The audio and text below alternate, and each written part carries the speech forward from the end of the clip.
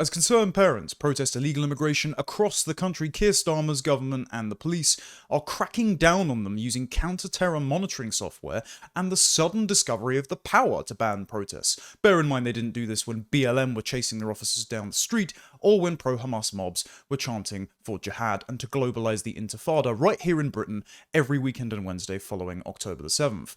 Plus, Keir Starmer lied to President Trump's face about censoring his political opponents when both men were taking questions from the press in Turnberry. We're going to go through today all of the examples in recent memory of how he's been doing this and why we in Britain would probably welcome America as liberators at this point. And finally, Robert Toombs has written in The Telegraph a direct response to my commentary on YouTube and in The Critic about his comments at the Now in England conference, where he said that English identity has nothing to do with ancestry and that he was almost moved to tears by girls in headscarves reciting Rudyard Kipling, making him believe that you could learn to be English. All that and more this week on Tomlinson Talks.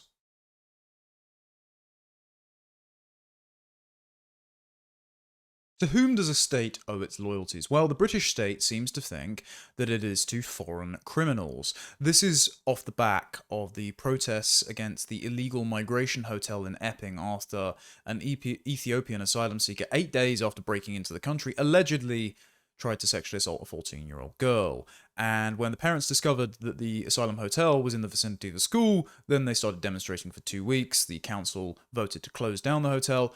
And then we learned that the migrants, the male occupants of the hotel, were going to be relocated to the 4-star Britannia International in Canary Wharf, one of the wealthy financial districts in London. Home Office denied this.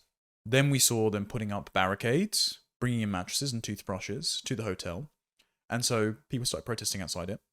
And then in the dead of night, last week, these men showed up on a coach, just being led like a school trip into the hotel, where they're now staying. So these men, who are they? We don't know. We do know that men crossing the channel have been disproportionately guilty of sexual offences, particularly Afghans and Eritreans committing sex offences at a rate over 20 times that of British nationals. We know that thanks to the Afghan relocation scheme, corrupt officials from the previous regime that practiced Bakabazi, but also Taliban fighters have been brought into Britain along with up to 22 of their family members, because family, as ruled by a British judge, has a different definition in these cultures, so they can just invite their entire clan here. We also know that Iranian spies have broken into the country via small boat and in lorries, living in houses of multiple occupancy or even in asylum hotels. And we just have every single day brand new examples of these men committing heinous atrocities against the host majority population, who are forced to subsidise their stay for at least £140 a night in these hotels. Over 14.4 billion a year is spent on these illegal migrants as of 2024, and the bill just keeps getting higher. So who do the British state owe their loyalty to? Who are they protecting? Well, it's these men, because when these mums showed up to do a protest outside the hotel, and this was on the 3rd of August last week, just, sort of doing a conga line, standing there with their kids, letting ambulances go through, unlike Extinction Rebellion, who glued themselves to the road and blocked the emergency services. Well, the police decide to come in and put in a Section 42A public dispersal order, which banned demonstration outside the hotel for a few days. Bear in mind the police did not do this for other protest and client groups. So the police sort of haranguing people, getting them all to leave the area. They made a few arrests. I saw one video where they actually punched a man because he was shouting at them. So getting very hands-on. So the police then had to come out and say, we haven't banned all protest outside the Britannia Hotel. Officers policed the protest for a considerable time today, but a group remained who were harassing occupants of the hotel and staff, trying to prevent people accessing the hotel to make deliveries and making concerted efforts to breach the fencing and access the hotel. What they're defining, by the way, is a guy on a Deliveroo bike, I think it was Uber Eats, going to the hotel to drop off food. Now, given that we know loads of Deliveroo, Uber Eats, Just Eats, food delivery cyclists are themselves illegal immigrants, the police giving him an escort shows exactly what is wrong with modern Britain. And all those people that said, well, hang on a minute, are you going to investigate him for possibly illegally working, were in the right. The police were in the wrong. But instead the police are going, no, don't worry, we haven't banned all protest here. We've just banned certain protesters from showing up. Now, this might be the masked men who showed up with flares, started causing trouble. Whether or not they were agent provocateurs, we don't know. They had been seen at other protests before, so they could be professional agitators or even state actors. At this point, we can't rule anything out. But how are the police going to enforce this? They're trying to hide in the vagaries of procedure. They're just saying, oh, we're just going to ban certain individuals. But then, erring on the side of caution, of course, they're going to prohibit the concerned parents peacefully protesting against immigrant sex offenders who should never have been let into this country in the first place and should be deported. Who did the police not do this for? Well, do you remember when Black Lives Matter in 2020 imported American racial grievances and intersectional communism to Britain? And as we can see here in the thumbnail, where the BBC titled this 27 police officers injured during largely peaceful anti-racism protests in London. In the thumbnail, we see a guy wielding a big bit of wood to hit one of the police officers in riot gear. But also, do you remember, they were chasing them down the street in Westminster. They were harassing them, they were throwing things at them. The police were literally running away from men with a weird foxtail on the back of their backpack for some strange reason. Really is Sodom and Gomorrah in London these days. Or, for example, when they were being chased down Whitehall by large mobs of so-called anti-racist protesters, just anti-white racists, frankly. The police were literally running from a baying mob who were accusing them of being white supremacists, and these protests weren't shut down. Instead, the Met said, if you as police officers feel the need, you can take the knee. You can show not just your solidarity, but your deference, your subservience to these people who are throwing objects at your officers, threatening them, chasing them, harassing them.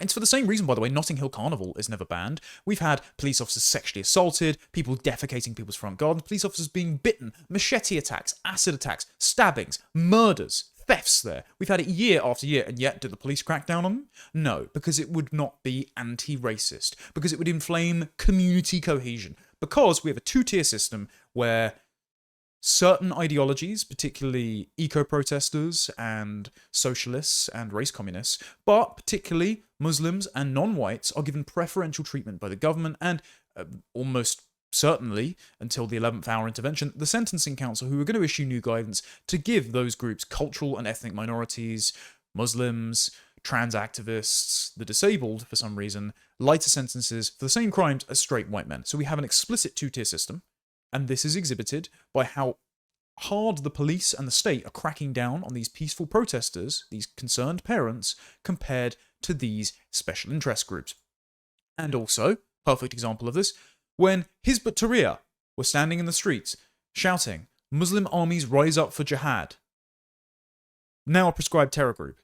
The Met Police came out and said, on the 21st of October, so this was right after October the 7th, the word jihad has a number of meanings, but we know the public will most commonly associate it with terrorism. We have specialist counter-terrorism officers here in the operations room who have particular knowledge in that area. One of those Met Police Muslim Advisory Council board members was Mohammed Kosbar, who, chairman of Finsbury Park Mosque, affiliate of Stand Up to Racism, met with Sadiq Khan on multiple occasions, who, after October 7th, praised the founder of Hamas as the master of the martyrs of the resistance.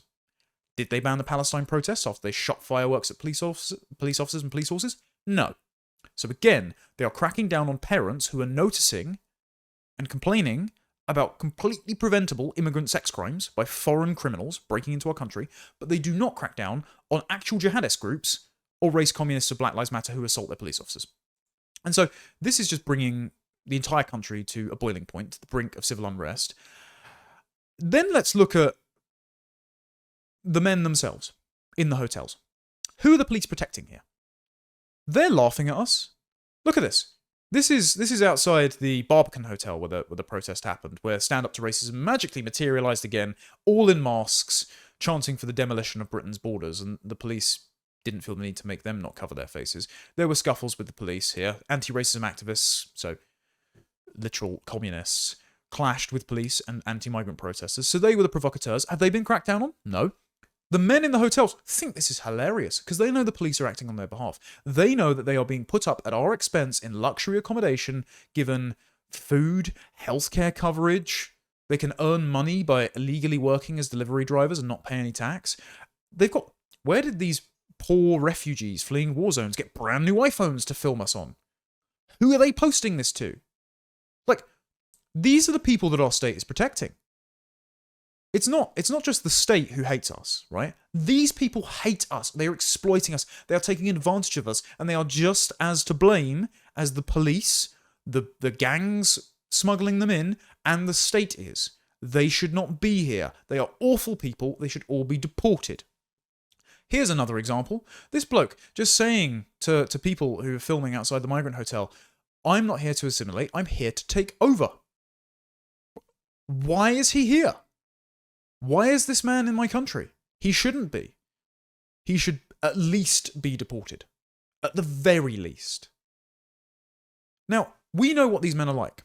Before they come here, again, this story I helped GB News break a number of years ago, they advertise our women and girls, filmed without their consent, dressed immodestly by Muslim standards, drunk, as the spoils of conquest. What awaits you if you, enterprising young man, undertake the hijrah, do your religious duty to emigrate and break into Britain and Europe?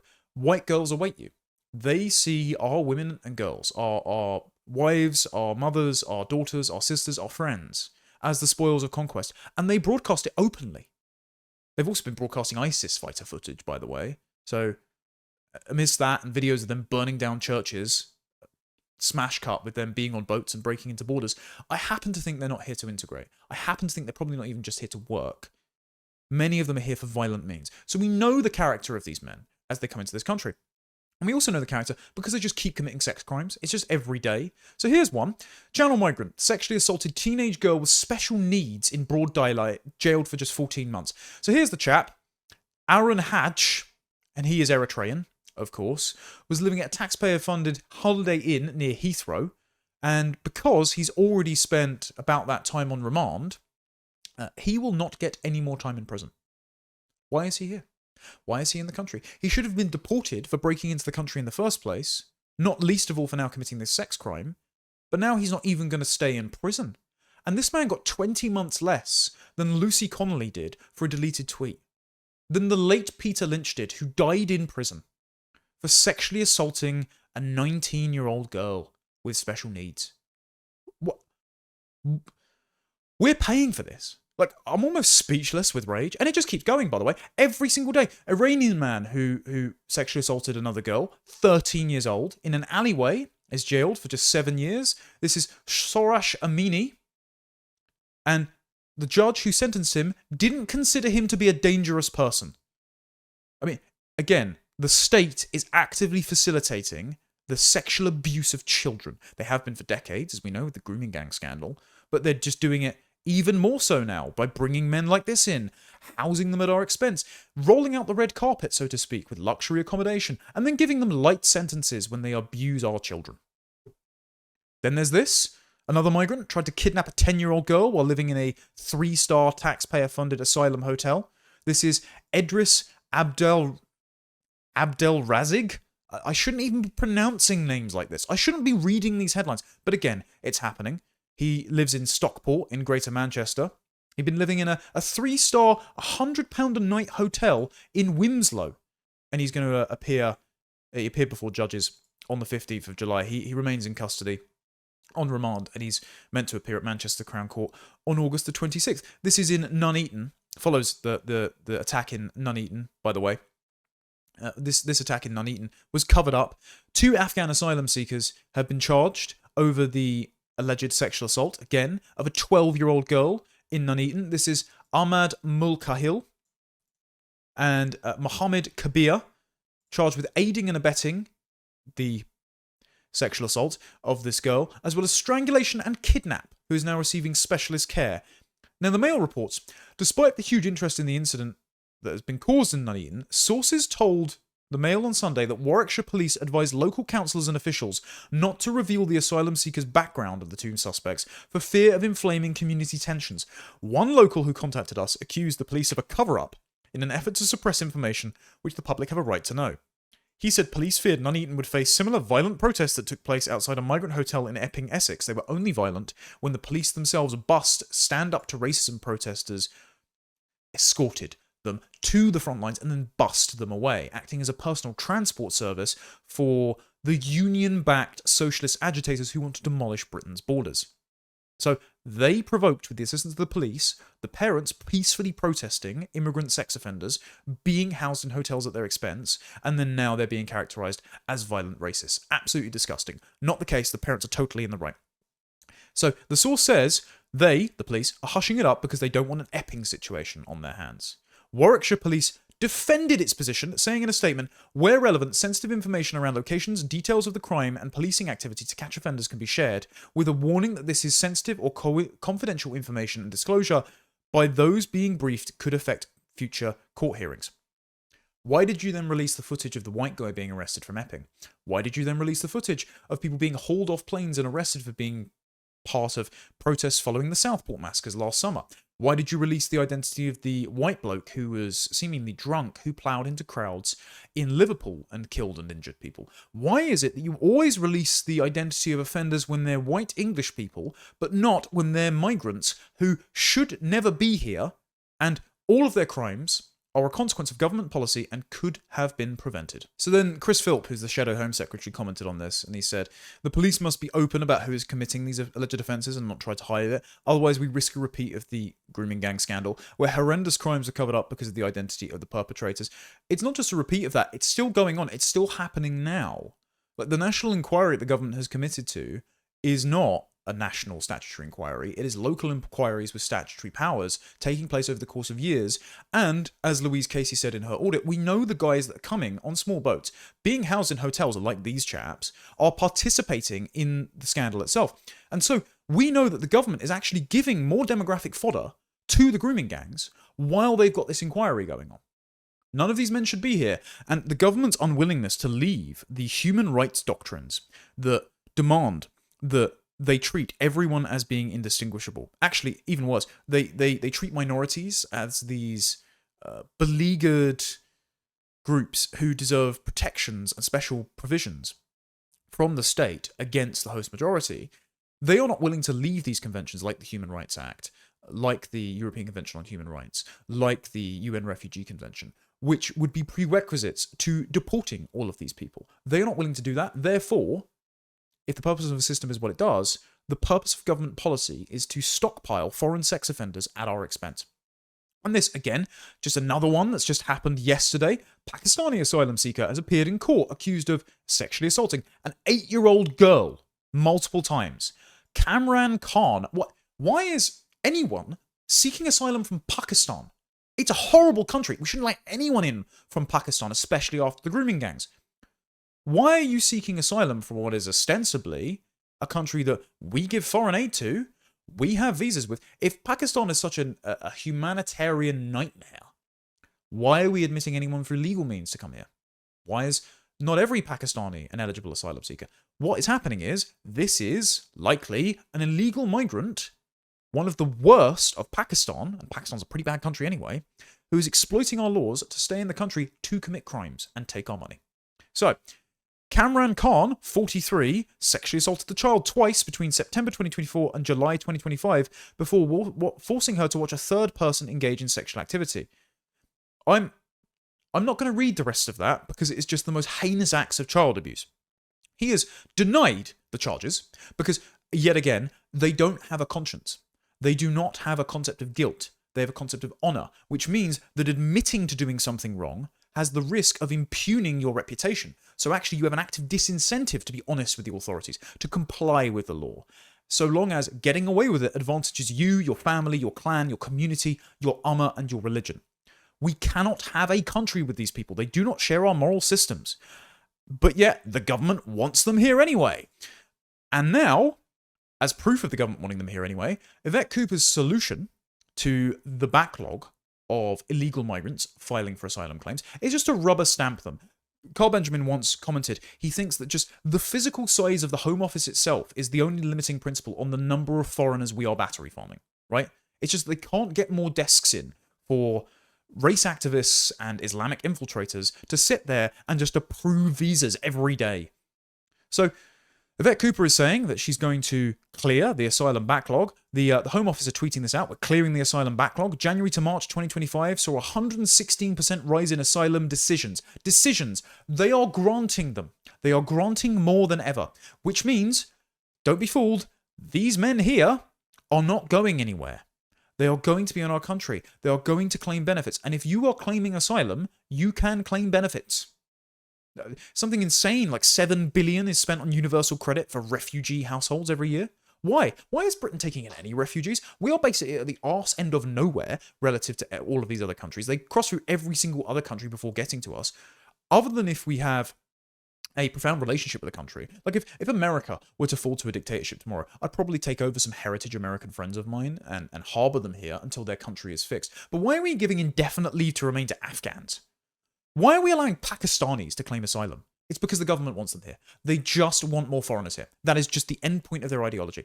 These people also have tons of money given to them in healthcare redistribution. While we're sat on NHS waiting lists till the heat death of the universe, my friend Lewis Brackpool, for his great work procuring freedom of information requests, which the Telegraph and the Daily Mail then stole without giving him credit, has found through the healthcare coverage HC2 certificates issued to asylum seekers each year. 923,199 certificates were issued between 2020 and 2025, so nearly 1 million. That's 50% of all the HC2 certificates issued in that period. 2023 alone saw 220,699 certificates given. So they just get to use the NHS, subsidised by us.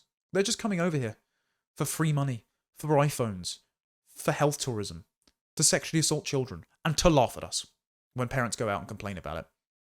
And the most bitter part of this story is that Morgan McSweeney, Keir Starmer's so-called Mandarin who wrote the Island of Strangers speech, who's probably on his way out as a scapegoat, turns out that his parents run a firm, and in Ireland, they have been running asylum hotels, and they got a £6 million grant for it.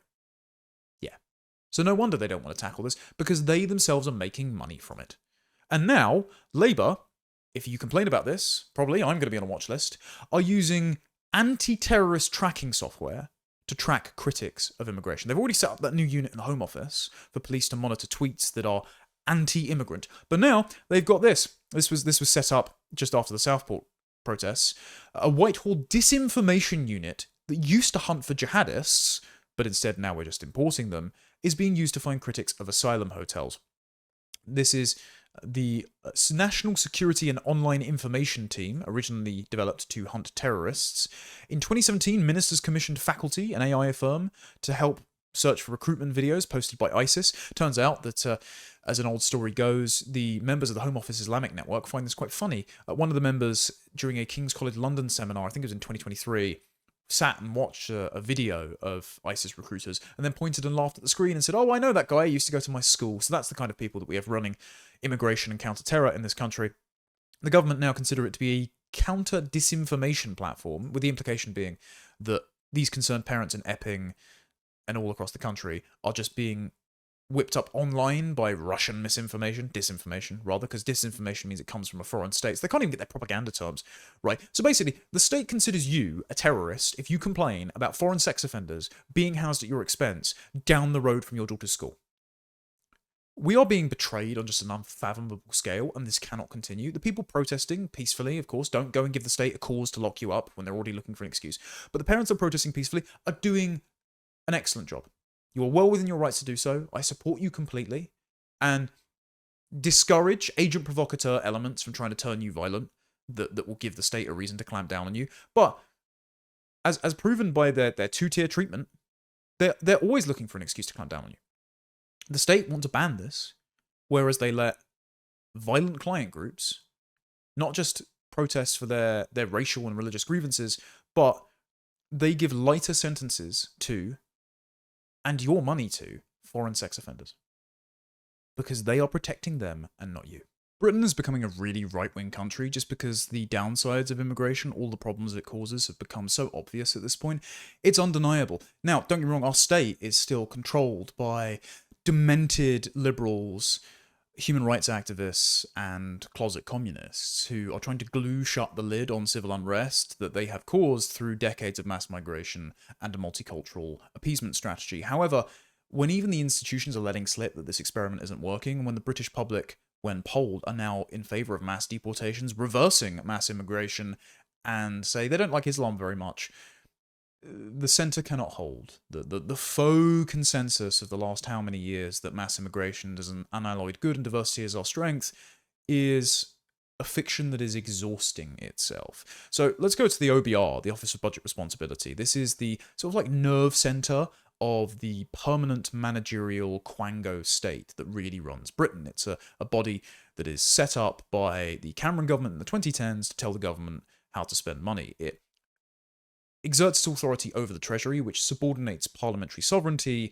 to experts who consistently have modelled that mass immigration is an unalloyed economic good. Well, last year, they modelled that about half of those on a skilled worker visa in this country are net tax detriments. So they are earning less than the average salary, which means, as Carl Williams for the Centre for Policy Studies has conducted, when you calculate all the visas every year that have been given out since 2021, 95% of them are net tax detriments. And even that 5% are speculative tax contributors.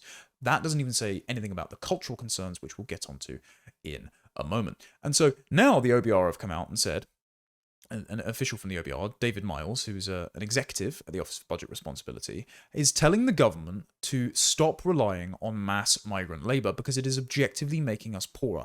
Each of those migrants, those low-wage migrants who do not make more tax contributions than they take, by the age of 81 cost us £465,000 each.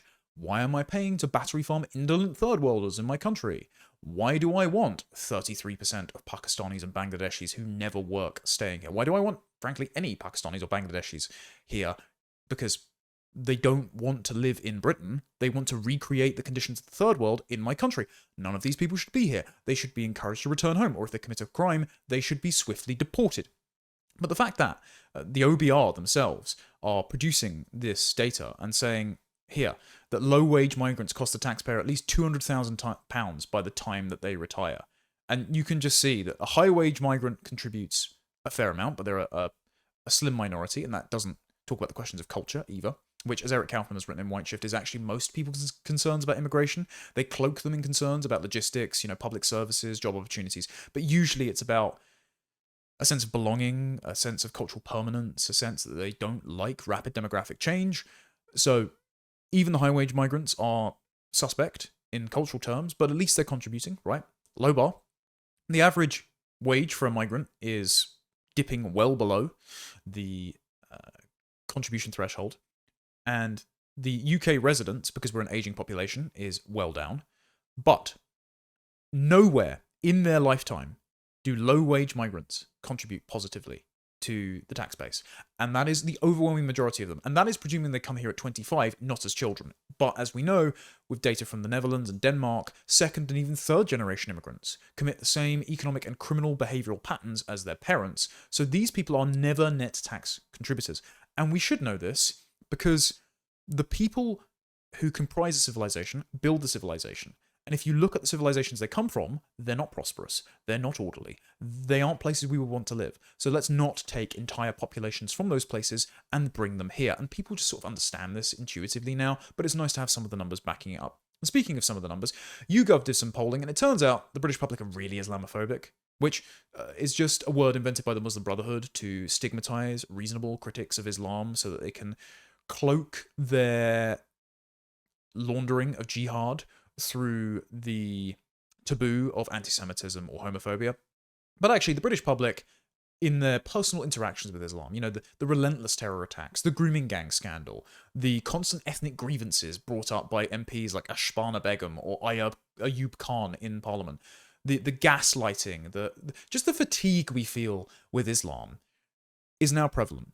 And the great taboo that Islam is a religion of peace, and as George Bush once stupidly said, we want the same things, that has been shattered. So YouGov have found that half the British public think Islam is incompatible with British values. I know the language around British values is frustrating because we are a nation of a people from whom values, culture, and tradition and history flow, but this is just the way the question is framed. When asked to think, is Islam as a moral and ideological set of beliefs, is it compatible with Britain? Most people say no. 4 in 10, 41% said Muslim immigrants have a negative impact on the country. the proportions feeling this way were much lower for other groups. So it is particularly Islamic immigration they don't like. Now, other immigration has its problems. For example, the ritualistic sacrifice of children accused of being witches in African Christianity, or the ethno-lobbying by Hindu Indians versus Sikhs trying to get an independent Khalistan nation that just shouldn't be happening on my streets. But at least none of them are beheading each other in large quantities, or at least they're not beheading the native population in large quantities. We can, again, prevent all that stuff, but Islam is particularly the problem in our country because of the history of terror attacks and the grooming gangs. And so people have a very negative disposition towards Islam. They recognize it as an alien and incompatible moral system, and yet the government are trying to enforce an Islamophobia blasphemy law on us anyway.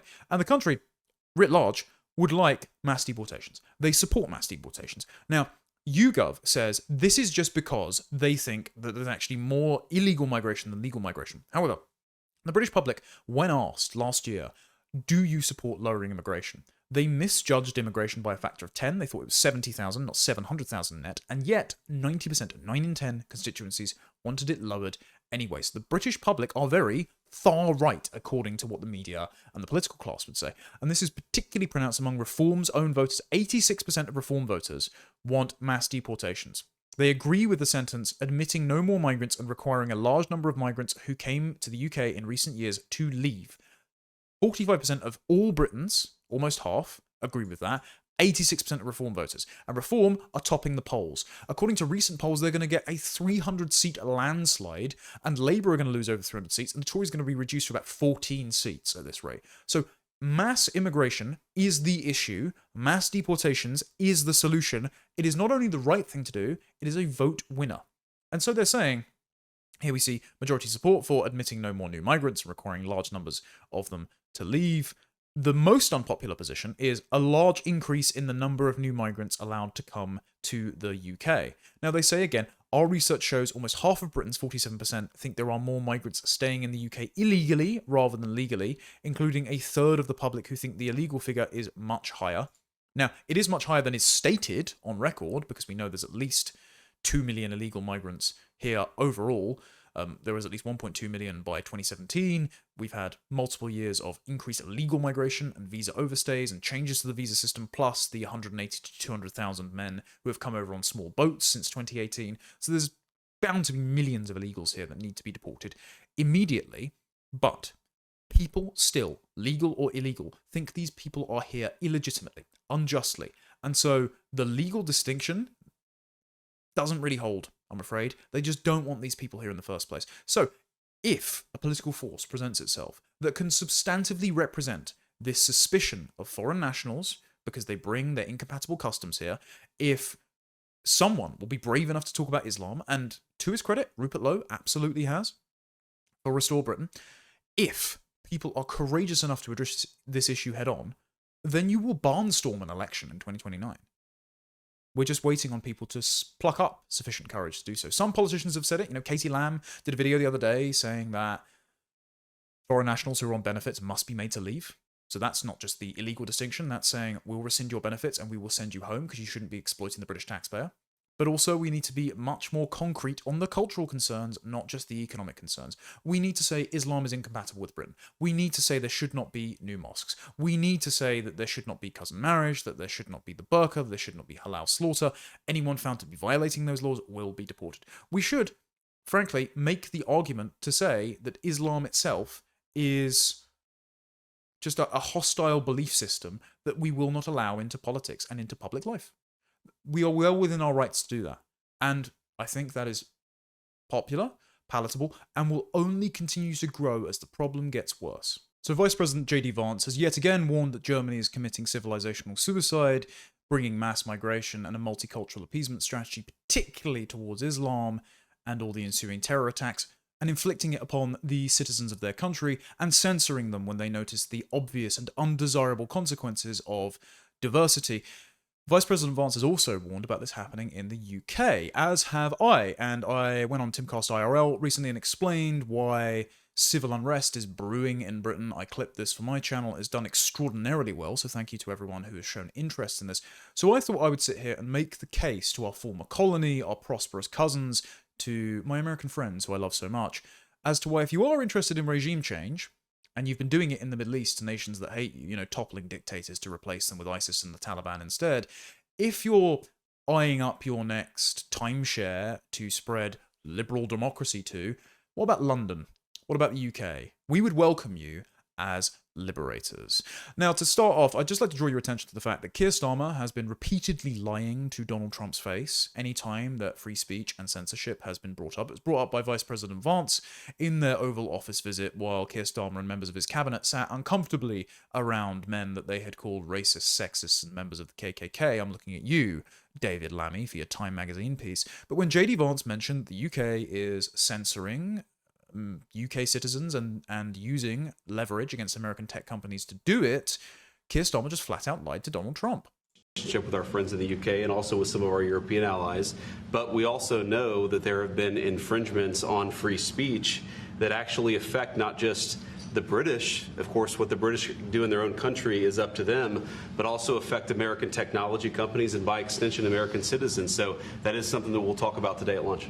We've had free speech for a very, very long time in the United Kingdom, and it will last for a very, very long time. Well, no, I mean, certainly we wouldn't want to reach across US citizens, and we don't, and that's absolutely right. But in relation to free speech in the UK, I'm very proud of our history. Right, total lie. Not just because they do reach across the US, but because we don't have free speech in the UK. And this came out a couple of days ago. It was on the 31st of July, about a week.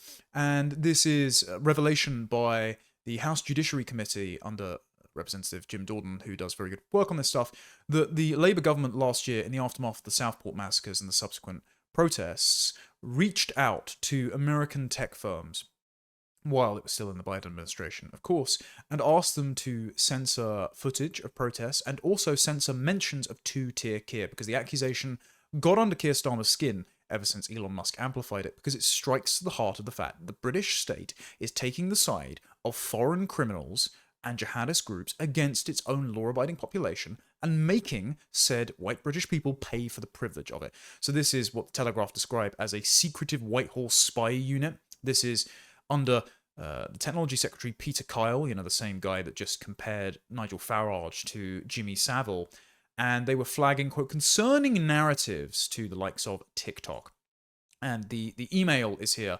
The email from the Department of Science and Technology says, "Hi, thanks very much for the update, and we will share police reports and factual cues whenever we can. We wanted to draw your trust and safety team's attention to this piece of content. It shows scrolling of a Freedom of Information request posted on this webpage here and refers to asylum seekers as undocumented fighting age males."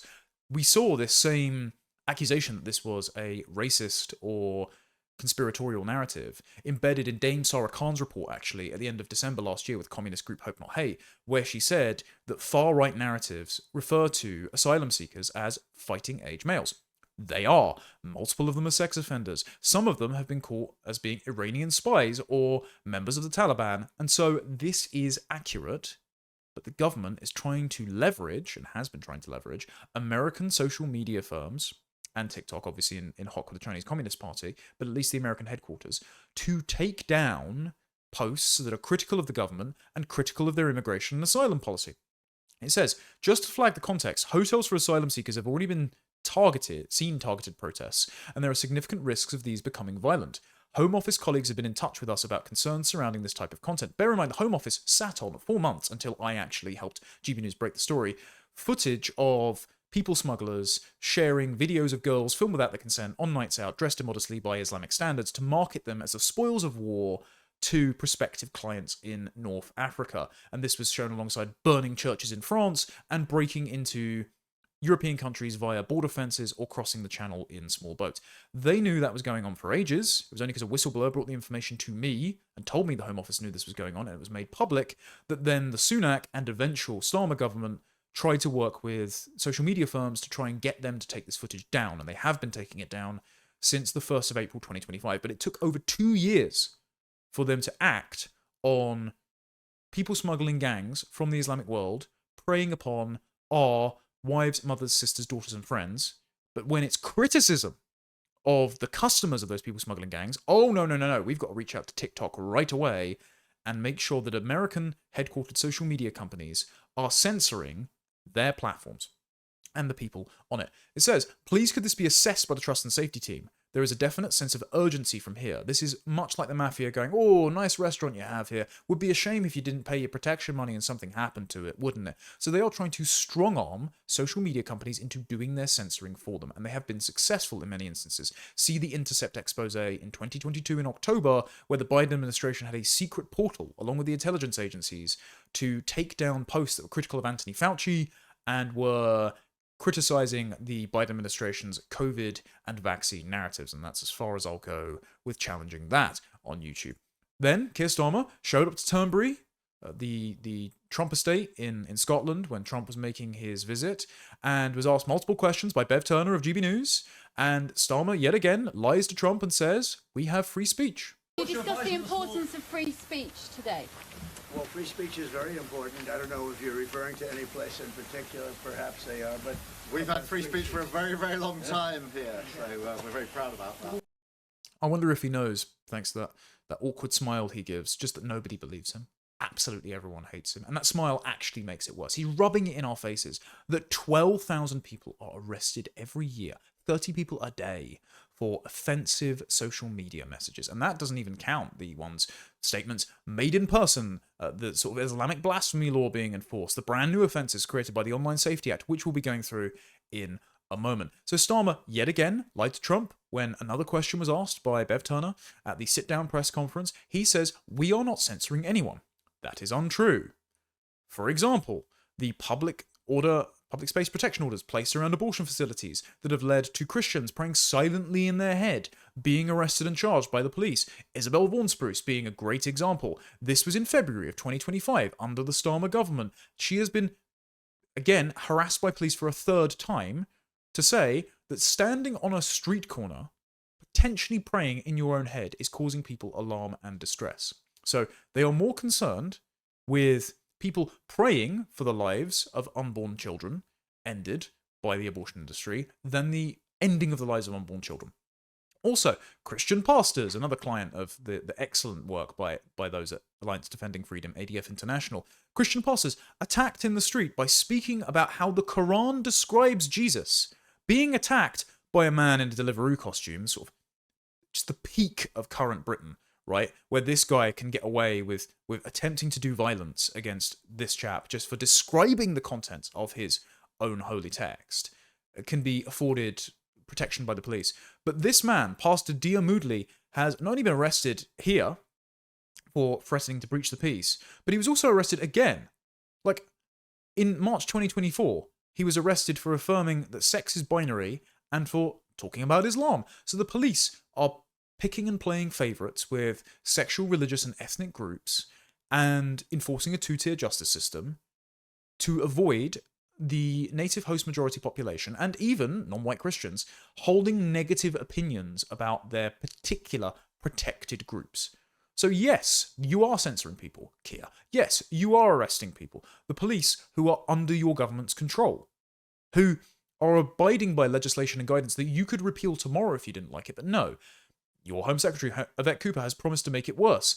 The 2014 hate crimes operational guidance brought in by the Metropolitan Police that created non-crime hate incidents, a kind of scarlet letter applied to anyone who says something that someone, somewhere, finds offensive, reports anonymously, is not asked for evidence because the fact that they are offended is proof of a non-crime happening, and that goes on someone's permanent record that they are not informed about but that can prevent them from employment. Yvette Cooper has just said she wants to make those worse, more numerous, and record more of them for the prevention of anti-Semitism and Islamophobia. The irony being that if you wanted to prevent anti-Semitism, you're going to have to crack down a hell of a lot on anti-Semitic beliefs by Muslims, but you couldn't do that, of course. You always got to scapegoat the British for these problems. This same chap has just been endorsed now by the White House itself. The Trump administration have stepped in because they repeatedly are concerned about the persecution of Christians. This is why J.D. Vance mentioned Adam Smith-Connor and other ADF clients in his Munich Security Conference speech. Mr. Moodley gave a comment to the Telegraph here, and he was pleased to be invited to a 5-person State Department team meeting in London in March. And he says, we've been crying out here in the United Kingdom for quite a few years now, especially over the last year or two. Our position has been that free speech is in crisis. So when the US State Department came and they said they wanted to sit across the table from us and hear directly what we were going through, it felt like what our own government needed to do to sit down with us and ask what is actually happening on the ground, rather than hearing our Prime Minister saying, free speech has always been here, he added. Now, this is completely valid. The State Department care a lot more about the ancient liberties and customs that the Englishmen feel are afforded to Englishmen than our own government do. Our own government is persecuting us. They have shrouded the UK in an iron curtain of censorship that the US needs to lift in sort of Reagan-esque fashion. Now, another example of this is Hamit Yozgan. He is a victim of Britain's de facto Islamic blasphemy law. He was originally charged after burning a Quran outside the Turkish embassy, Turkish consulate in Knightsbridge, as an act of protest against Erdogan. He was originally charged with offending the institution of Islam. And the fact that a man rushed out of the building and attacked him with what looks like a knife, but the man is denying holding a knife, even though he literally slashes at Yozgan with some sort of bladed article on camera. And then he was kicked in the head by a Deliveroo driver while he was down. The Deliveroo driver, I don't believe, has been charged with anything or even identified. The fact that he did this was cited by the judge as the reason to convict him. It says here that the conduct was disorderly is no better illustrated than by the fact that it led to serious public disorder involving him being assaulted by two different people, neither of whom appear to have any justification for the nature of their response. The prosecution must also prove the conduct was in the presence of someone likely to be caused harm or distress. This is clearly the cause here. A man took exception to him burning his holy book, and a passing delivery rider kicked him when he was on the floor.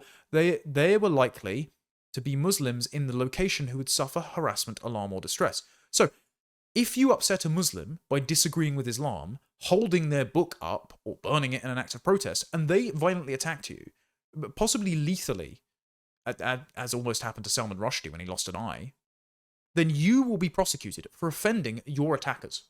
It is the she wore a short skirt so she deserved it justification, but on a civilizational scale here. And originally, Yozgan, again, was charged with, by the City of Westminster, intent to cause against the religious institution of Islam harassment, alarm, or distress. So it wasn't even against individual Muslims. It wasn't even against its attackers. It was against Islam itself. So the Americans really need to step in and save persecuted Christians, and just Englishmen, and people who wish to speak and live freely, from this communist and Islamist attempt to impose censorship laws on us. Then, Keir Starmer saying, the great irony of this, saying, we are not censoring people, is literally moments after they passed the Online Safety Act, put it into law, when this happened. When, because of age verification laws, free speech on X is being censored. Now, X allows pornography on its platform. It shouldn't, because users as young as 13 can access X. But this wasn't censoring that content. It was censoring speeches by members of parliament like Katie Lamb, describing the abuses suffered by the victims of the grooming gangs. It was censoring footage of protests outside asylum and illegal migrant hotels, which, of course, they tried to do with leverage being placed on social media companies late last year. And it creates a brand new offence, another speech offence. So we're already getting 12,000 arrests a year, but it now creates another offence they can charge you with. False communications offence. A person commits an offence if the person sends a message, the message conveys information the person knows to be false. At the time of sending it, the person intended the message or the information in it to cause non-trivial psychological or physical harm to a likely audience, and the person has no reasonable excuse for sending the message. A judge who has been marinated in diversity, equity, and inclusion ideology will be determining what is reasonable, what is false, whether or not the person intended to harm someone. And psychological, non-trivial psychological harm will be a matter of a person claiming offence, who has an incentive to exaggerate said harm and offence, to determine. So basically, if you upset someone like a Muslim for disagreeing with their religion online, you can now be charged for an extra offence under the Online Safety Act. And we already had the Malicious Communications Act, the Communications Act, the Public Order Act, various updates to the Public Order Act by Conservative and Labour governments alike to get you on the hook for a speech offence. And now the Labour government have gleefully implemented this and said, if you don't go along with it, you're basically Jimmy Savile. And one victim of this, it seems, at least he is being charged or questioned for this, is Tommy Robinson. Now again, doesn't matter what you think about Tommy Robinson. This is a high-profile example of speech persecution. And he was presented with by the Metropolitan Police printouts of his tweets where he says F Palestine, F Hamas, F Islam, want to protest, F off to a Muslim country and protest. Any self-respecting Englishman should be allowed to post that. Like, I agree with that. I agree. I am totally indifferent about Palestine, just as I am totally indifferent about lots of other countries. I do think a lot of their population would wish us harm if they're brought here, and they shouldn't be brought here. F Hamas, yeah, that's a legally required opinion, actually, because Hamas are a prescribed terror organisation. It seems only the likes of the BBC don't believe that, because they get the sons of Hamas ministers to narrate their documentaries for them. F Islam, yeah, I disagree with Islam. On a moral level, I disbelieve its truth claims. I have no respect or regard for it, and like the majority of the British public, I view it negatively, according to YouGov polling. If you want to protest, go to a Muslim country that purports to care more about its fellow members of its ummah than a non-Muslim country. Stop trying to turn Britain into a Muslim country. And another post he was presented with was this, where he says, Kobe Nazrul Primary School in London's East End has been named as the first in the UK where none of the children's first language is English. The school sits in a quiet side street off the busy commercial road in Whitechapel, a district once synonymous with Jack the Ripper and the Cray twins and home to the nation's true Cockneys. Now this. Nothing in there is a negative character judgment of any of the people in this photo. It is simply saying we should not have areas of the country that cannot speak our language. And this is apparently an item that warrants reference as an offence under the new the new Online Safety Act. And he was presented with charges from the Online Safety Act, this exact statute, 179, and also from the Communications Act of 2003, where a person is guilty of an offence if he sends, by means of public electronic communications network, a message or other matter that is grossly offensive or indecent, or obscene or menacing character, or causes such message or matter to be so sent. Again, grossly offensive or of an indecent, obscene, or menacing character is purely subjective and determined by the police or a judge. And I don't find any of these grossly offensive, but clearly some Muslim recipient, viewer, or some activist in the Metropolitan Police does, and that is enough to get him charged. So we have the government treating its own citizens as terrorists, using anti-terror software originally developed in 2017 to monitor ISIS jihadists, to now monitor protests against mass legal and illegal migration across the country. This is the National Security and Online Information Team, which was commissioned in 2017 using AI firm Faculty to search for ISIS recruitment videos, and now is being used to, with a £2.3 million contract, to develop a counter-disinformation data platform to look for migrant protests, and, as the American State Department have already commented on, prevent the supposed counter-extremism training body run by the Home Office is defining cultural nationalism, which it describes as Western culture is under threat from mass migration and a lack of integration by certain ethnic and cultural groups, as extreme right-wing terrorist ideology. Now, when I asked the State Department officials about this, they said, Western culture is not something to demonize, diminish, or apologize for. Rather, Americans and Europeans should honor our shared heritage of self-government, liberty, and the rule of law. Extremism comes not from those who respect our traditions, but from those who seek to erase them. We must continue to uphold these values and cease our efforts to censor, marginalize, or stigmatize individuals for their beliefs while rejecting all violent extremism. Unfortunately, I don't think our government is interested in that. I think they're going to keep lying to the American government and saying they aren't censoring anyone while imposing even stricter censorship measures on their reluctant population. And so, look, stop dicking about in the desert. Come over here and show some strength and ensure that our treacherous government has to abide by what its people want, which is the right to speak freely, to criticize foreign nationals and alien religions, and they must respect the democratic mandate and ensure that anyone who does not want to live and abide by our way of life must leave. We would welcome the Americans as liberators if they decided to do just that. The boomer narrative about British values and integration just needs to die. It is coming undone at the seams under the weight of its own contradictions, and a growing awareness among the younger, my generation, that we are in the midst of an unwanted, unprecedented demographic experiment, thanks to mass migration and the multicultural management strategy, not at the start of it. And so, speaking as if millions of people from the third world who are neither inclined or, in fact, many are openly hostile to the prospect of becoming indistinguishable from the British host majority, if they even can, we are pessimistic about the prospect of that ever happening. And so when we hear the likes of Robert Toombs, the renowned historian who wrote The English and Their History, insist that being English is nothing to do with ancestry and is purely a product of values and feelings and education, we are insulted, we are frustrated, and we know that this lie cannot continue because it is endangering the very existence of our country. If you run Robert Toombs's premises out, if you continue this mass multicultural experiment, then you don't get the same country at the end of it. So Toombs wrote this article in The Telegraph following his appearance at the Now and England conference. We covered this before on the show a few weeks ago. However, the footage is finally available, and at the time, it wasn't, so I'm going to play and probably have to pause at various instances to avoid being copyright claimed on YouTube, but I'm going to play his response to a series of questions. There were 2 questions from some Zoomers. One was, how do we prevent sectarianism from hijacking individualistic liberal parliamentary democracy? The other was, how do we prevent this sectarianism being given fodder by sheer demographic volume?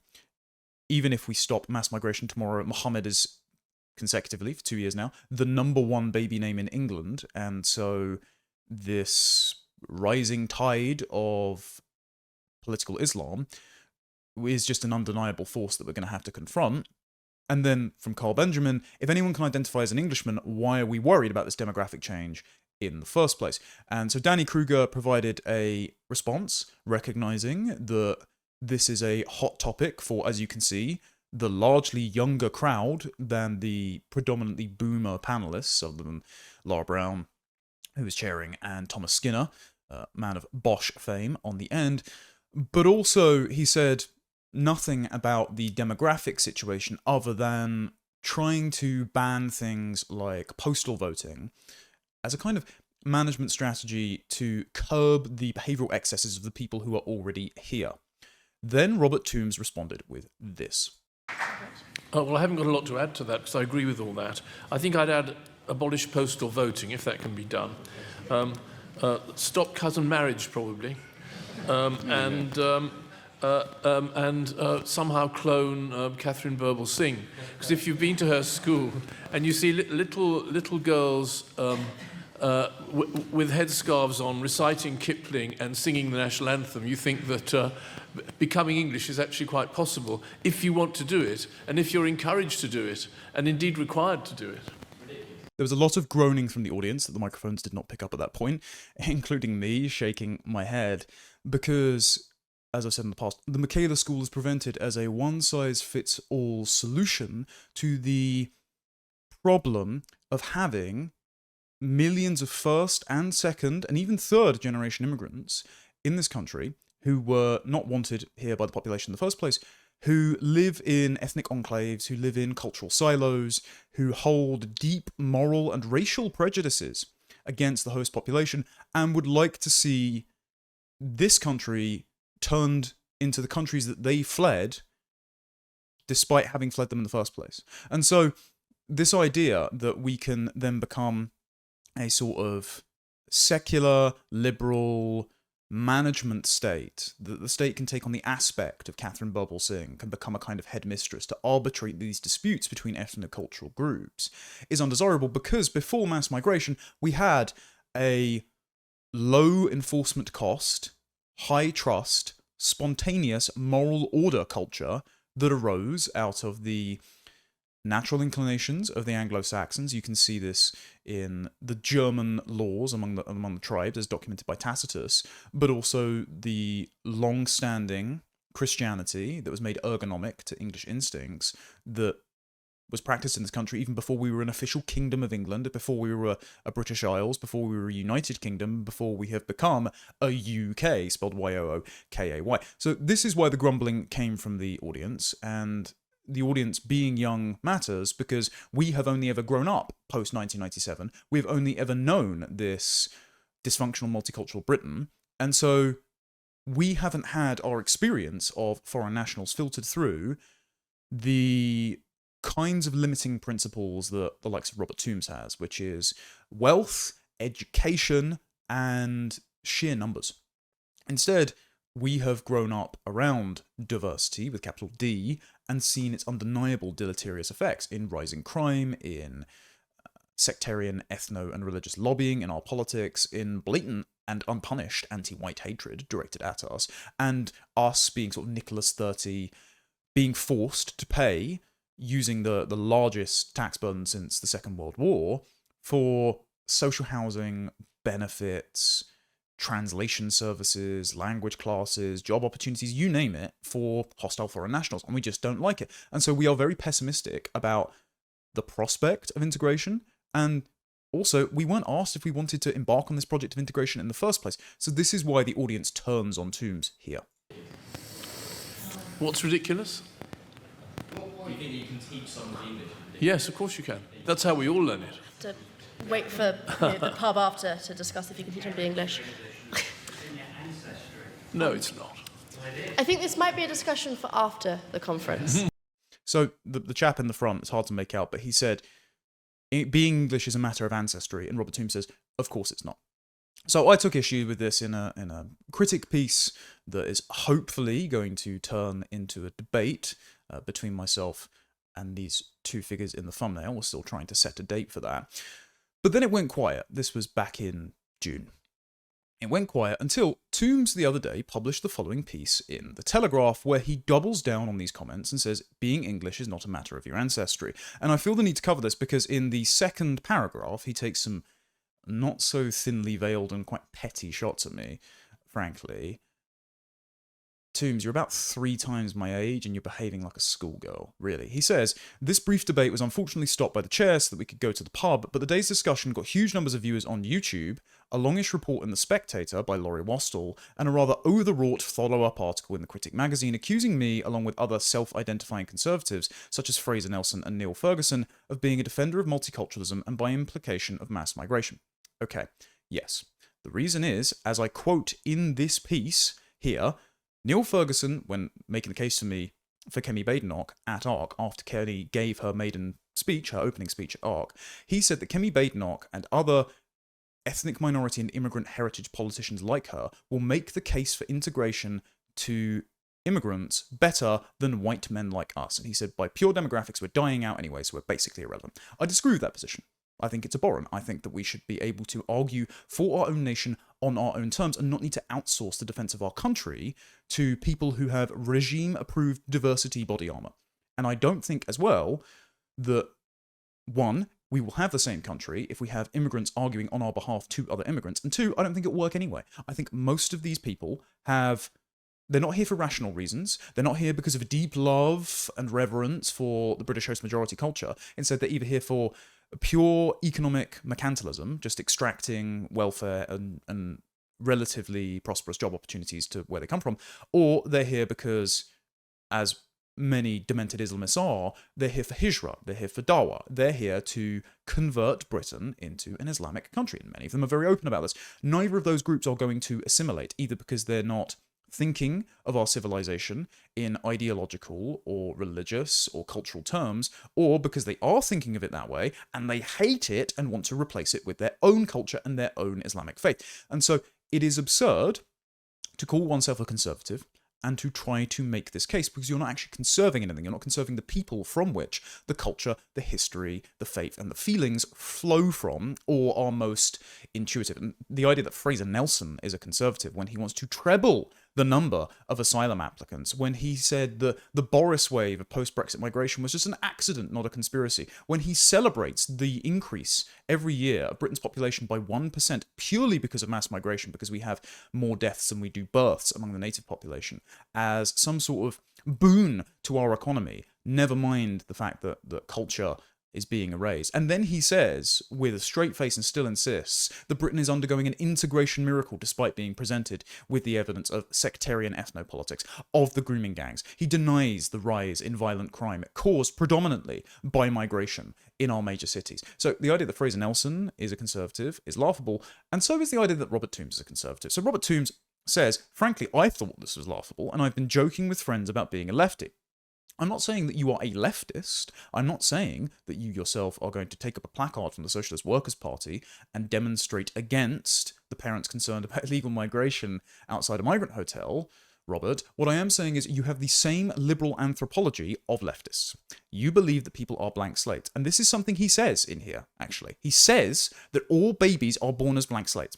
You believe that a man from Mogadishu can be plucked and taken to Manchester, and over a long enough time scale, with enough economic opportunities, with enough reading of Scruton and reciting of Kipling, he can become indistinguishably British. And that is simply not true. For reasons of kinship, ancestry, family formation, and heritage that you yourself have written about, and also Alan Macfarlane has written about in The Origins of English Individualism, which we'll get to in a bit. So he doubles down on his comments by saying, I should explain that my intellectual sins have been to praise Catherine Birbalsingh, invariably though inadequately described as Britain's strictest headmistress, and to have commented to see little girls in headscarves reciting Kipling and singing the national anthem showed that becoming English was possible on the condition that it was encouraged, taught, and indeed required. Okay, that's a category error.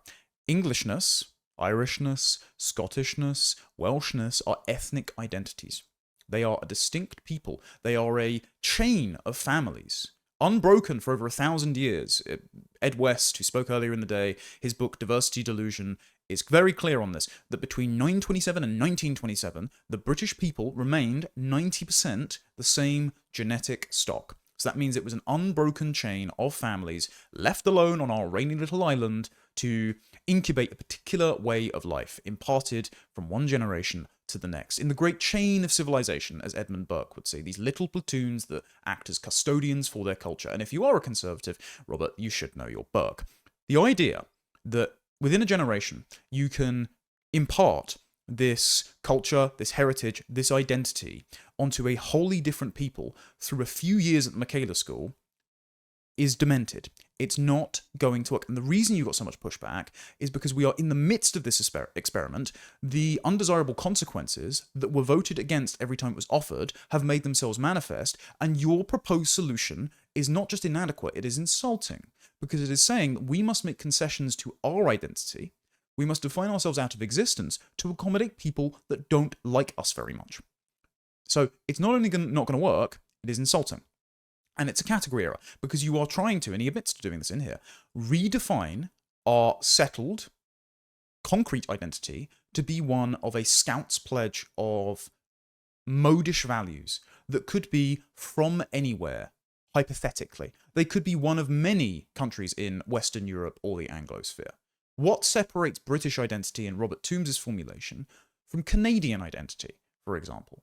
Because they're having the same problems, having imported thousands, millions even, of Indians in a recent amount of time, and therefore redefine their identity to be inclusive and post-national to accommodate them.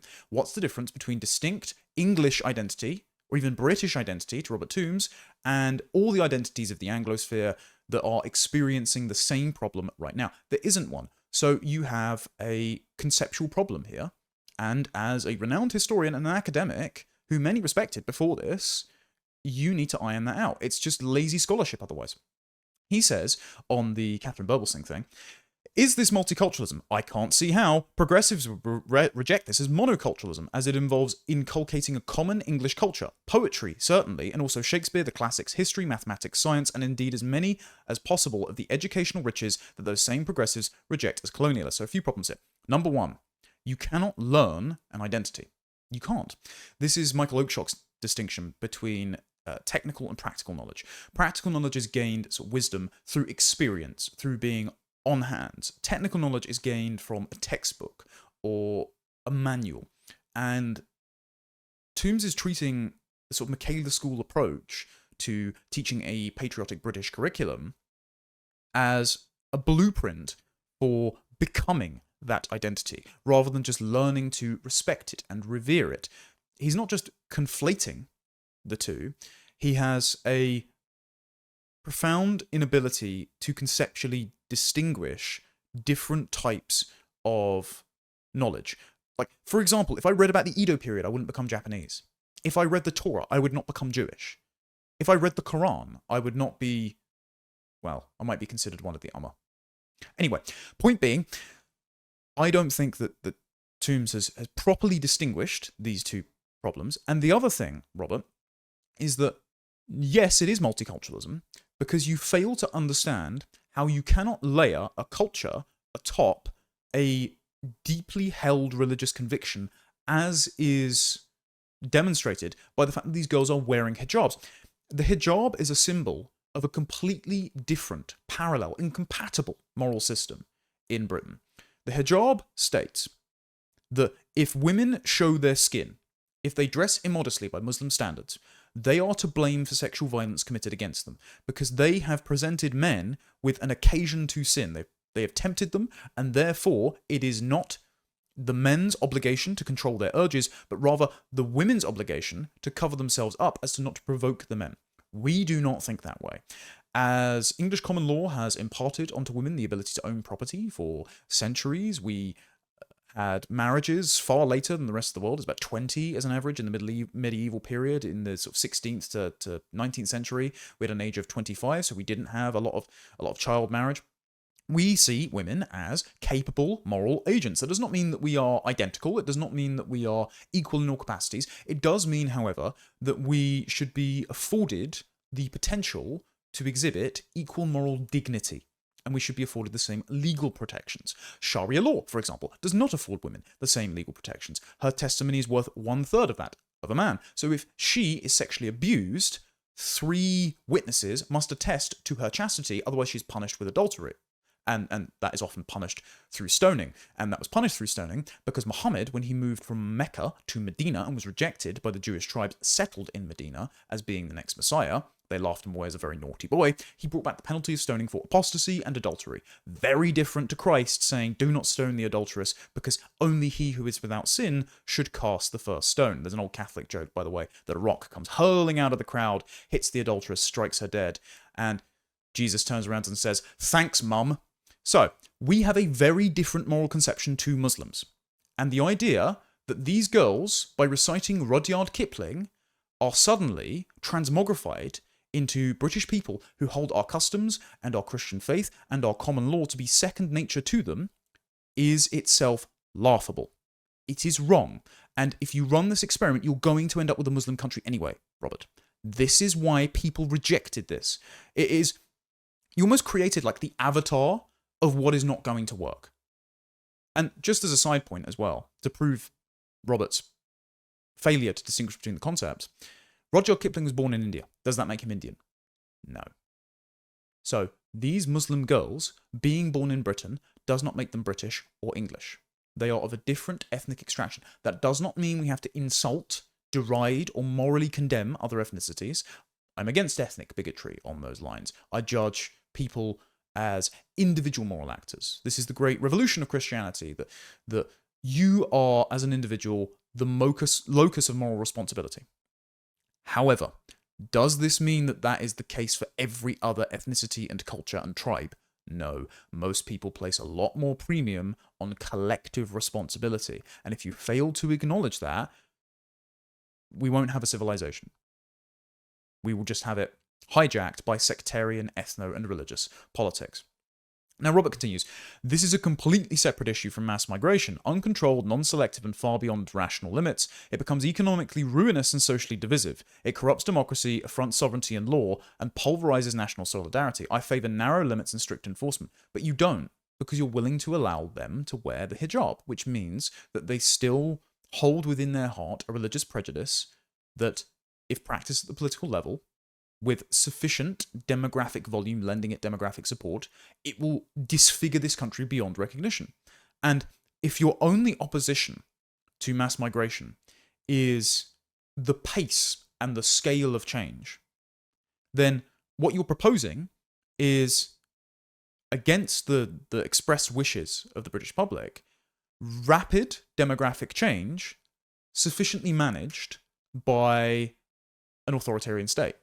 Because diversity requires dictatorship in order to work. If the Michaela School model is the way that you fight this sectarianism, then that is a strike against diversity, not in its favour.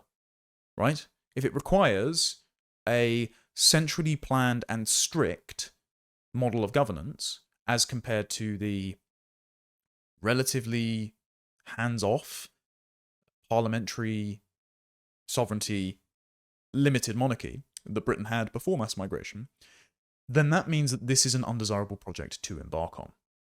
And Toome says, the question of integration and eventual assimilation is no less urgent. Okay, they aren't integrating and assimilating. What now? Because you have no response to a what now. There are now, and in the future will be, many children in England who are born elsewhere or are descended from a foreign parent. Many will have skin darker than mine. We have a very clear choice. Either we do everything possible to make them and their eventual descendants part of our nation, or we treat them as perpetual outsiders, ethnic minorities in a tribalized England.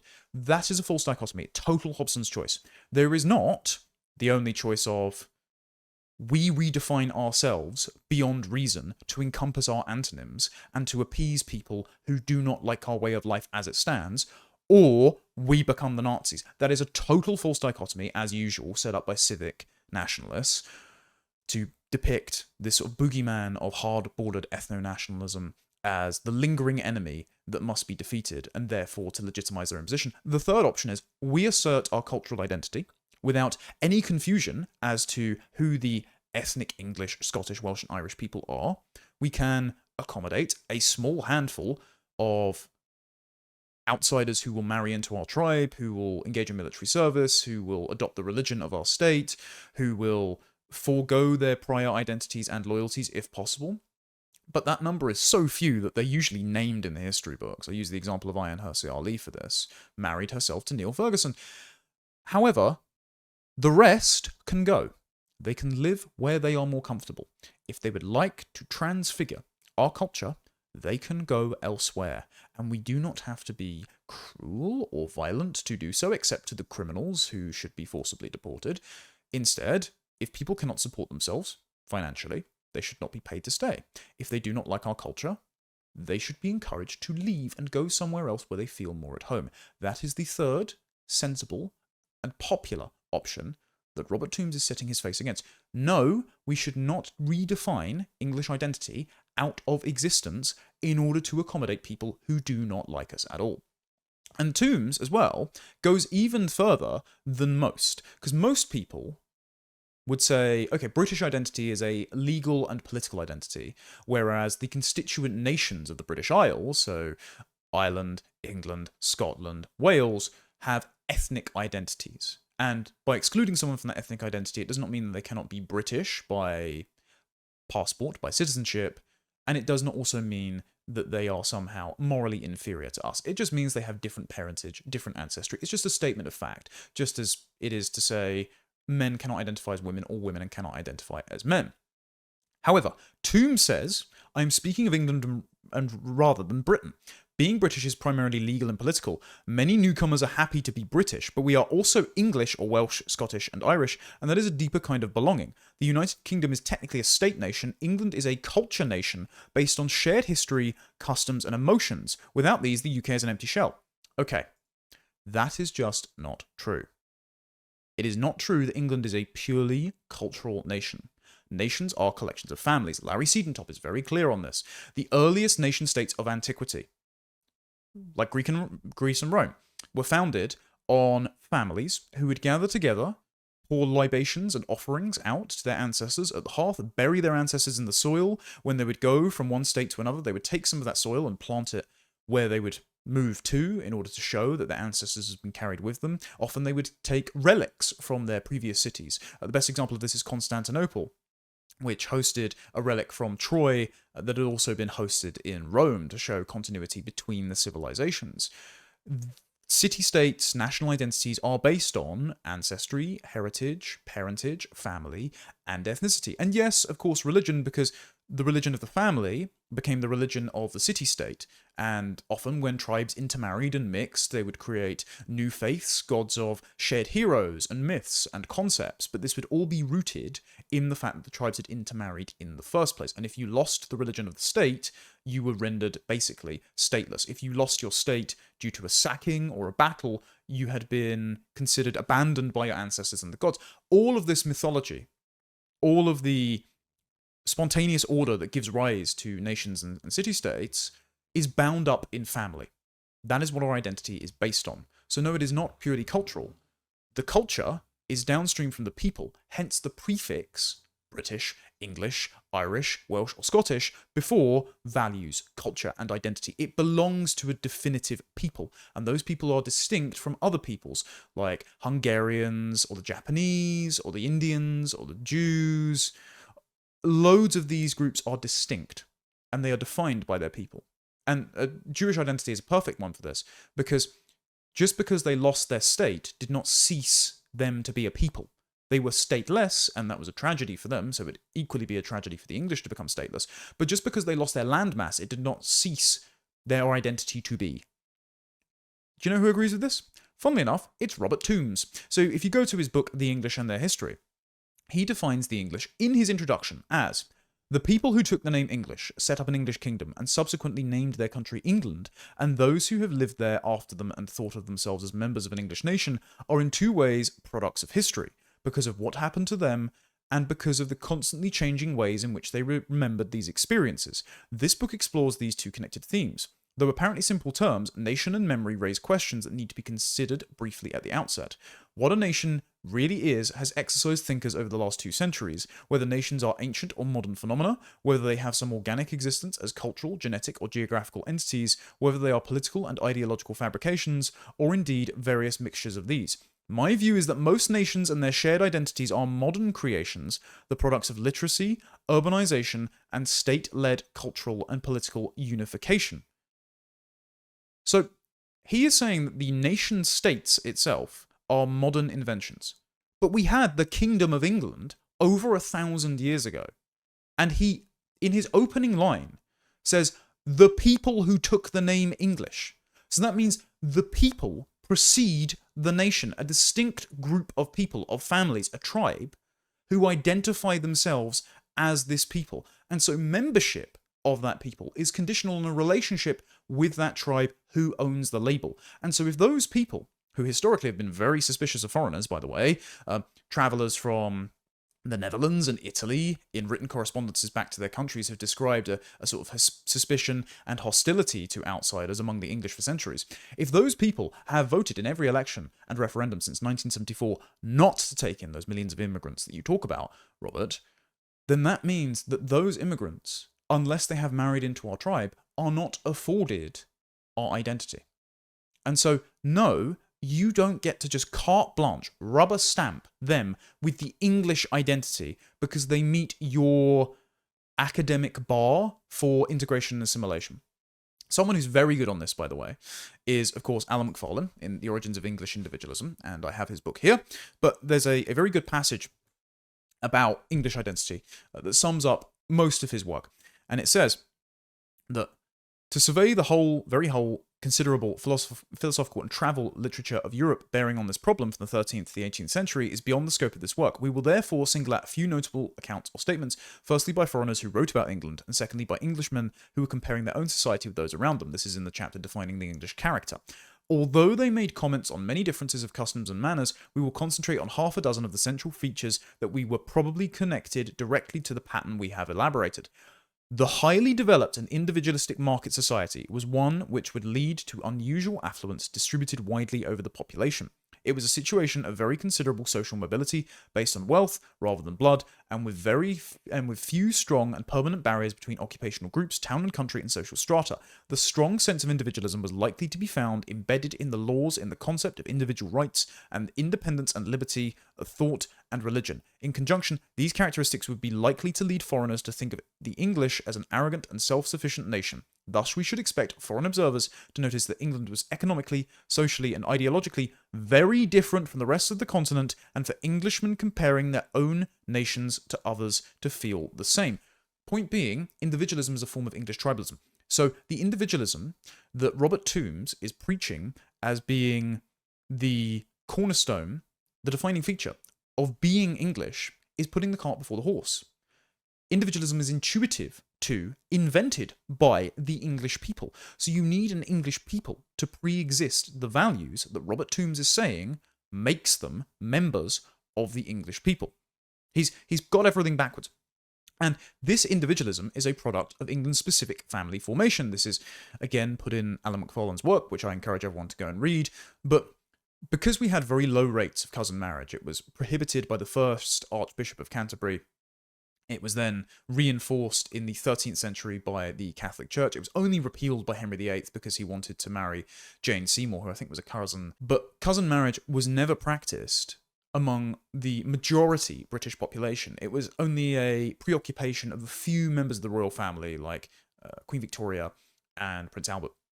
And so this broke up the clan structures that you would see in places like India, even China, the Middle East, and Africa, which made these societies very closed off, which had high rates of consanguinity, which had a downward pressure on their IQ, on their ability to have individualistic laws, on their ability to think outside asabaya in the Muslim world, clannish in-group loyalty, which meant that you only are honest and law-abiding insofar as it advantages yourself, your family, your clan, your religion, your ummah, sort of global Muslim race. The reason that England is so individualistic is because of its relatively nuclearized family structures, is because of its model of inheritance of property, where the first son might expect to inherit property from their father, but it was not in common law guaranteed. The father could actually sell his property. So property holders were individuals. They were not families. They were not collectives. They were not cooperatives, as was the case in Eastern Europe and in Russia, which is why actually the Soviet Union turning family members into informants mapped so quickly onto so many families, because in the peasant economies of Eastern Europe and Russia, if you didn't produce enough, then you could vote out the head of a household and replace them for the collective survival of the unit. England didn't have that structure. So all of these values that Robert Toombs is appealing to, encoded in our history, in our literature, in our laws, is a product of families, which means all of the individuals that participated in the building of England are named. They are people of history. They did specific things. They married specific people. They had children. They are a great unbroken chain, a continuity, a culture, a people, from who this identity flows, and it belongs to them and their descendants. It does not belong to anyone who arrives, who recites Kipling, and that Robert Toombs thinks they've ticked off all the requirements on the assimilation checklist. And this is why Toombs has gotten so much backlash from the likes of me, from the likes of Laurie Wastel, from the likes of David Shipley, from the crowd now in England. It's because this is an insulting, anachronistic, ironically enough for a historian, redefinition of what our identity is. And so he goes through, but this is the part that I want to pick out specifically. Can you teach people to be English, of whatever flavour, or must it be inherited? I stick with my answer. We learn it. Every baby is born with a blank mind, even if its pedigree predates the conqueror. Not true. Not true. Your intelligence is inherited from your parents. Your political disposition is often genetic, as the work of Jonathan Haidt has showed. And if your civilization is based on centuries of cousin marriage, unlike England, you are less likely to be predisposed to individualism. You're more likely to have lower impulse control and higher in-group preference. And do you know who agrees with that? Robert Toombs, because that was his answer. He said ban cousin marriage. He knows this.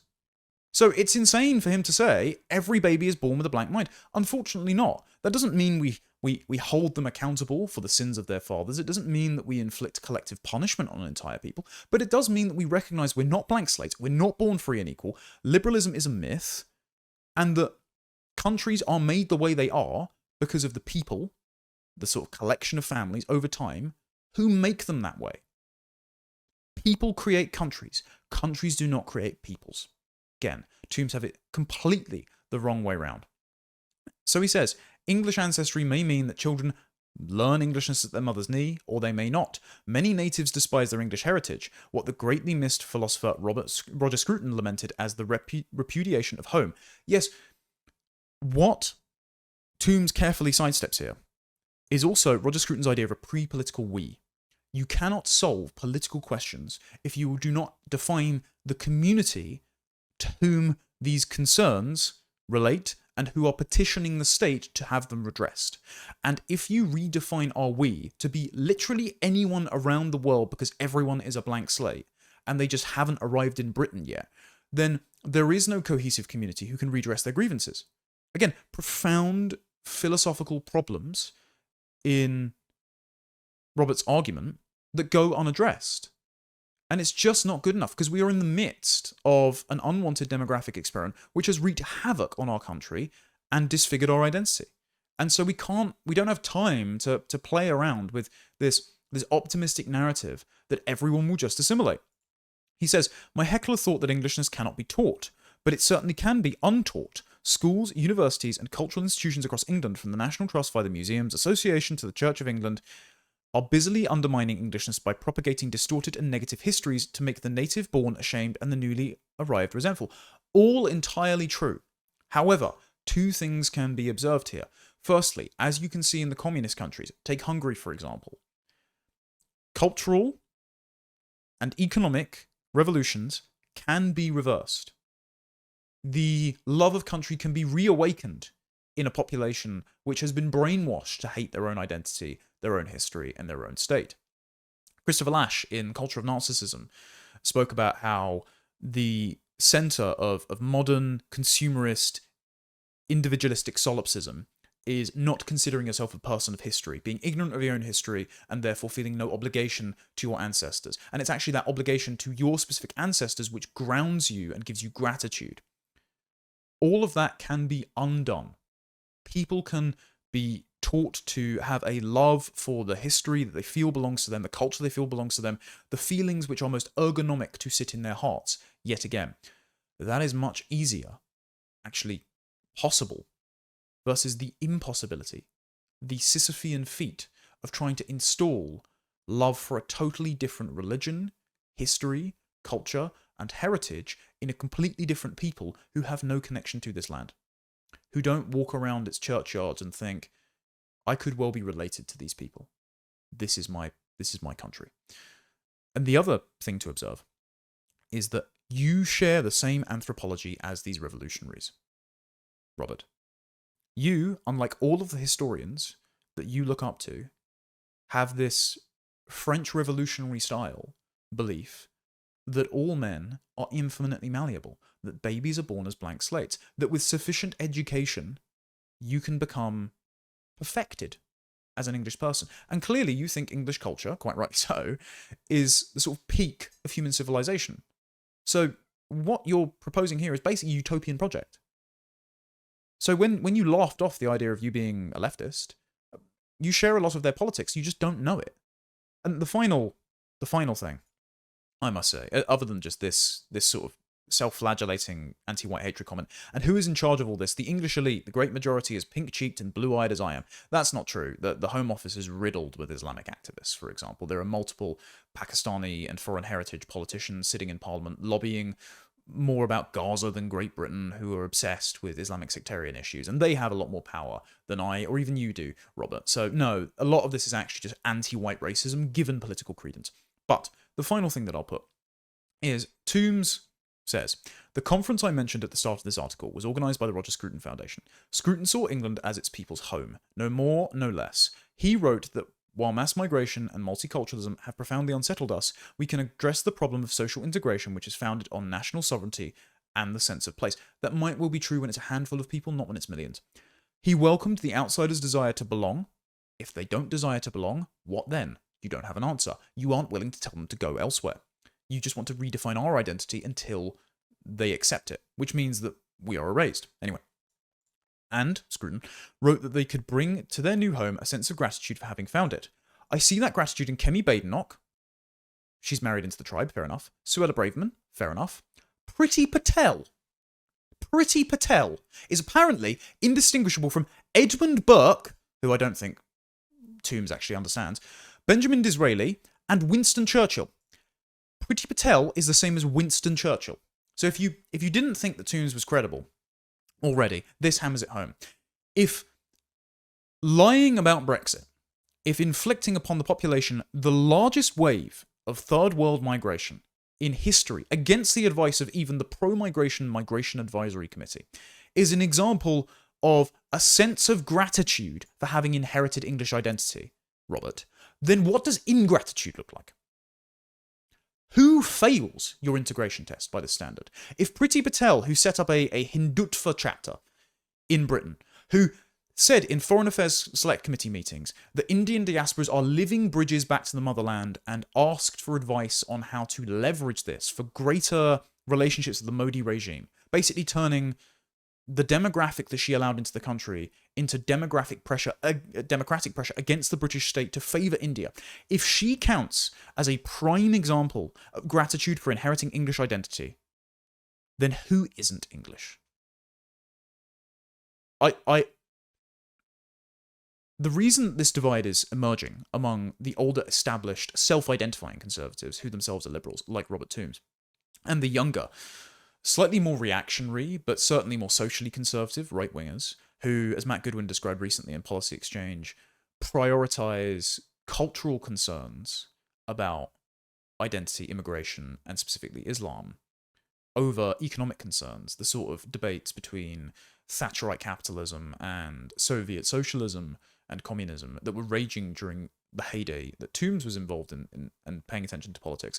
The reason this has happened is because this is the most pressing concern for us. We have never known a Britain that has not been flooded by mass, largely hostile, especially costly migration. And so to insist that we just need to redefine our identity until it basically no longer exists to accommodate all these new arrivals that the population never wanted here in the first place is just not good enough. And this is why Toombs has had so much backlash. And I agree with him. Ancestry is not enough to define what being truly English is. You can be more or less English. I think Keir Starmer has English ancestry, but he's a traitor. However, you need to be on the spectrum itself to be considered English. And countries are rooted in chains of families, in ancestry, in ethnicity. That's not a moral condemnation of other peoples and other nations based on their ancestry, but it does mean that it exists. And denying this is not only an insult to the people who do owe their gratitude to their ancestors for building and maintaining this country, but it also puts us in the very dangerous position of believing a delusion, continuing this project of mass migration and multiculturalism, and walking down a demographic and cultural cul-de-sac that we cannot turn out of and expect to have the same country at the other end of it.